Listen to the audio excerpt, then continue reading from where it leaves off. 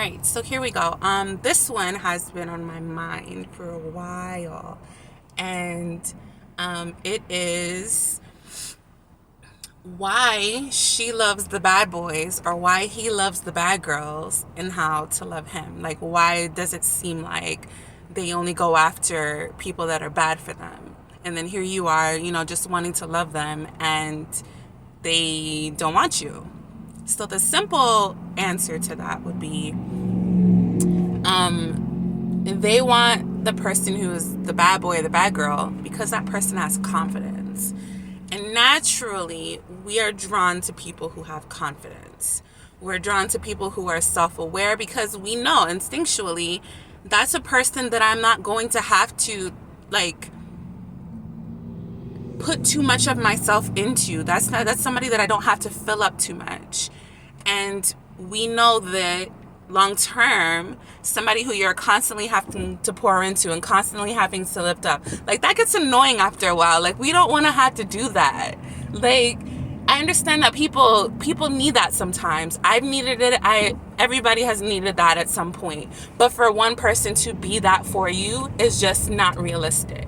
So we are naturally drawn to the confident person. And then so because all of us are naturally drawn to the confident person, that's why that person is usually a cheater. That's why that person is usually a player.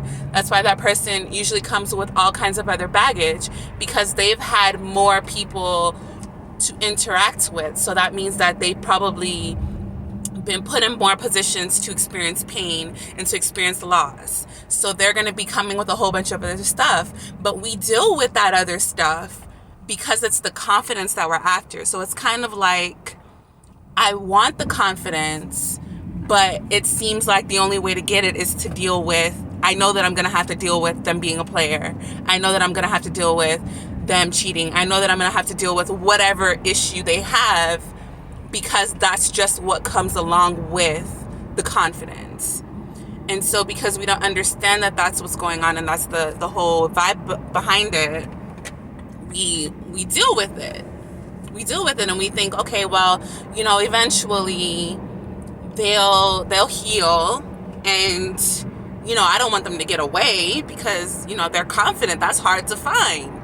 That's half the battle right there. So I'll deal with, them smacking me around. I'll deal with them not, them cheating on me or whatever because, they're providing the thing that I need, which is the confidence. And a lot of times that comes with financial stability because they go hand in hand. You have to be confident to be able to go out there and take the racism and the criticism and the judgment and all that stuff that comes along with getting anywhere in life. You have to have a little bit of confidence in you to be able to build a business from the ground up, to have consistent money coming in, to not be stuck in that lack mentality. So yeah, that confidence, it comes with some benefits. And so we deal with the stuff that we don't like because we want the benefits. And then so this is, and I want to talk about this for a second. This is a problem because a lot of times men and women, and I'm only going to talk about the men because I date men. I don't date women at the moment. At the moment, that could change at any point, right? But at the moment, I date men. And what I have come to notice is men think that they need to adopt certain behaviors, like, oh, maybe I should smack her around like her ex did, and maybe she'll like me now. Maybe I should talk to her any kind of way like her ex did, and maybe she'll like me now. No, that's not going to be it. I'm sorry to tell you guys, but that's not it. That's not it. Because you're focusing on the outside. You're not looking deeper. You're thinking that she likes that. No, she puts up with it because she likes the financial security that he's providing. She likes the fact that he's confident. She likes the fact that he lives up to the stereotype of what she thinks a man is. And I'm not gonna, I understand that there are women out there who like men who put their hands on them and talk to them any kind of way because they feel like they're being put in their place. That's also something that is a misconception. That's also something that's been put in her head. That's what a man is to her. because when she grew up, that's what she saw happening. So she thought, okay, that's a man. That's what a man's supposed to do. And as a woman, I'm supposed to accept that. Everybody, I don't know if you guys have heard that saying, if he doesn't love you, if he doesn't put his hands on you, he doesn't love you. There are people who believe that. That doesn't mean that you should change who you are to be what it is that she thinks she needs. If that's something that goes against, if that's something that goes against what you truly believe, you wouldn't do it to begin with. So that means that if you're doing that, it's something you wanted to do. And you're using the fact that, oh, well, she dated men like that anyway, as an excuse for your poor behavior. So enough about the why. Let's talk about the love part. So how do you love somebody who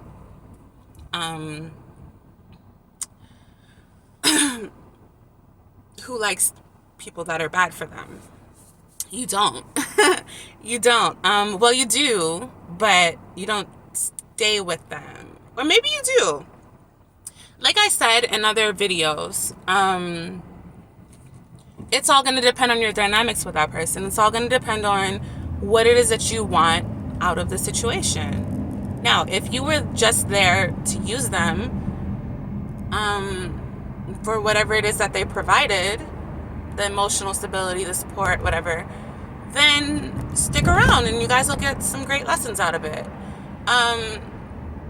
But if what you want is a functional relationship, if what you want is stability, if what you want is happiness and prosperity, oh my God, why are people like this? Okay, so yeah, if you are looking for something real, right, you're not gonna find it with a person who is bad for you. And sticking around until they heal and they figure it out is, it's an option if you're built for that. Everybody's built for something. If you're built for that and that's what you want to do, because that's what women did back in the day. We got with men knowing that they weren't what they needed to be completely, and because they had the foundation, the confidence to go out there and be financially stable, because they provided that at least for us, we were willing to put up with the other stuff in hopes that, and eventually he did grow up, and when we were like in our 50s and 60s, we finally got the husband that we wanted. And so that was the way we did things. And now I don't know if it's that men are no longer providing the stability and that's why we're not staying with them, but we still are kind of. So I don't know, but I'm not going to get into a whole history lesson. But I'm off track I got totally off track with what I was talking about, dealing with this traffic. Okay, basically, if stability is what you're after, that's how we got there. We got there because we were talking about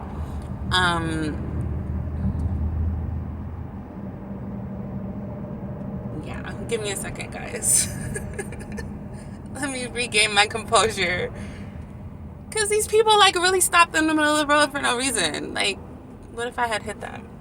Anyway,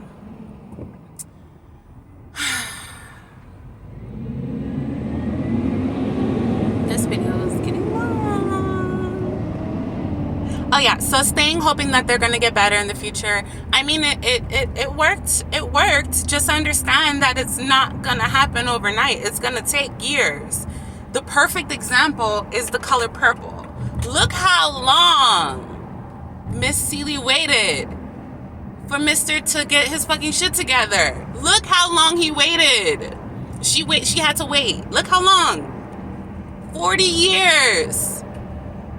He did the same shit over and over and over and over and over and over and over again. It was the same person. And it wasn't until she left.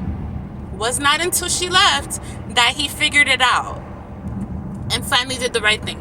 It took years.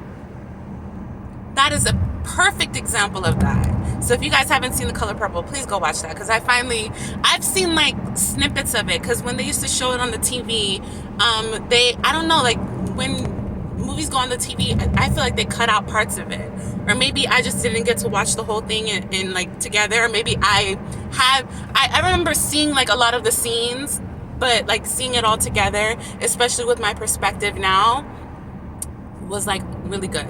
Anyway, so yeah, that's a perfect example of what we're talking about. Don't be Miss Seeley. We don't have time for that. Let him sit up there and figure it out. Yeah. Love him from a distance. Anyway, guys, I'm gonna cut this short, because yeah, I don't want this to go too long. But yeah, I'll talk to you guys later.